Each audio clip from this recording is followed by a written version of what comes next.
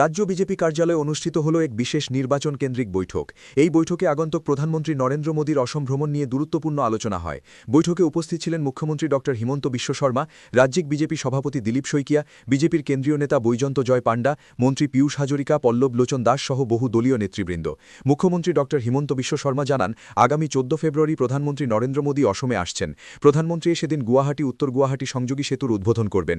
এছাড়া খানাপাড়ায় জেলা সভাপতি, মণ্ডল সভাপতি এবং বুথ পর্যায়ের কার্যকর্তাদের এই গুরুত্বপূর্ণ সভায় অংশগ্রহণ করবেন প্রধানমন্ত্রী।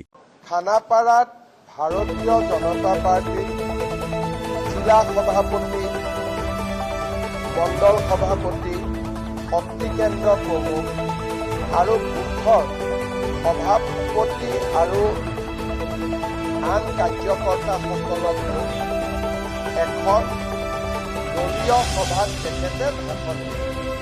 সভালৈ আমি এজিপি আৰু আন সহযোগী দলসমূহকো আমি আমন্ত্ৰণ কৰিম।